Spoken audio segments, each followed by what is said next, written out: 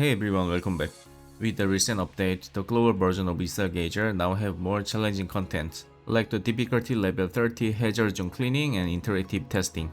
In this video, I'll be sharing a simple tip that can help you tackle these tougher stages by using manual control Lingguang. Her support abilities can be fully optimized through manual play, offering great help in difficult contents. Let's take a look at some results using different combinations to clear this stage. As you can see, manually controlling Lingguang provides the best outcomes. So let's check out the benefits of using manual Lingguang together. Ideally, you'll want double S rank Lingguang with a fully transcended signature functor. This will allow you to reach Transcend Tier 7 per signature functor, which offers the following bonuses. The first buff you get is boost to critical rate and attribute damage for 10 seconds whenever a skill is used in a flame mode. To recap, you can enter a fire state by using 4 consecutive skills in normal mode. In a fire state, skills switch to a flame mode, with the skill icons changing accordingly, and spend 4 traces to use skill. Any skill cast in this mode triggers a critical rate and attribute damage buff for 10 seconds. Different Transcend Tier signature functor gives different buff rate, but the time is fixed for 10 seconds. Burning Sun is another buff you get when you use skill in a flame mode. This buff provides a 50 chance to deal 12.6% more independent not dot damage for 7 seconds. You will see this mark indicating this buff. With Transcend Tier 7, this becomes 100%. Blazing Sun buff is triggered by using the ultimate skill. This provides double the Burning Sun buff with a 100% chance, and it lasts for an additional 7 seconds with Transcend Tier 7 signature functor. You can see this mark as an indicator. Next, as mentioned earlier, a fire state is triggered by using 4 consecutive skills and lasts for 10 seconds.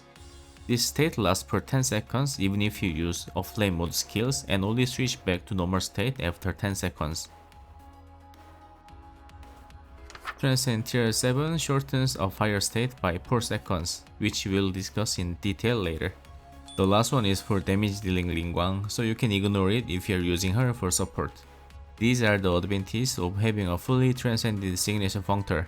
You can compare this with the Transcend Tier 1 signature functor per reference. The gap is quite huge, so I suggest you to use Transcendence Crystal on her signature functor first. For manual control Lingguang, use the red code. It increases a shield amount, HP healing and boost ultimate skill charge. Max out the buff from Fire Brilliant and 50% attack boost for whole team when you use ultimate skill.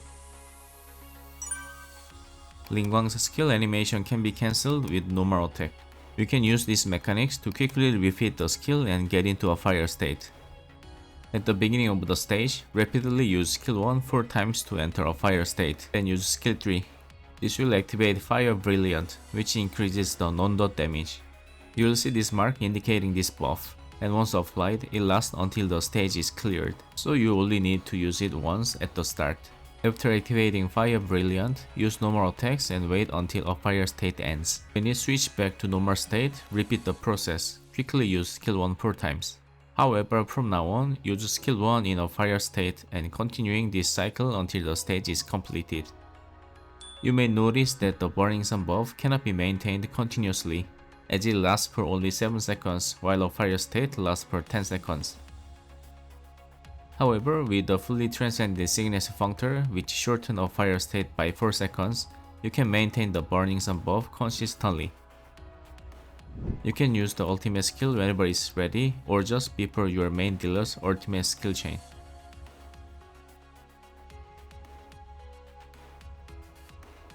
This cycle is very simple and easy, but the buff amount she continuously provides is huge. Just remember, you only get the trace when the skill hit the enemy in normal state, or last strike of normal attack hit the enemy in any state. So try not to miss the skill or don't cancel it too fast. If you miss the skill and get into a fire state, use normal attack to get a trace quickly. Aside from the buffs we covered, there are more advantages to controlling Lingguang manually. Lingguang gives a continuous shield to teammates and increases the survivability of team. In addition, her sigils provide an attack and normal attack damage buff to teammates with shield. Next, when Lingguang is an AI controlled teammate, you cannot attack the enemy during her ultimate skill animation. However, when you manually control Lingguang, your teammates can continue attacking during her animation. Also, you can increase the main dealer's critical rate further by using Mininja, which only applies to teammates. With these advantages, you can achieve better results by controlling Lingguang manually rather than controlling the main dealer sometimes. This strategy works well with most dealers except for those who need a specific combo, such as Jinwoo using yellow code with signature functor. You can also attempt this strategy without a fully transcended signature functor, while the buff amount will be lower and there will be a short gaps between the buffs, but it's still worth trying. I hope this simple technique helps you clear more difficult contents. Give it a try and let me know how it goes. Anyway, thank you so much for watching and I'll see you in the next one. Bye guys.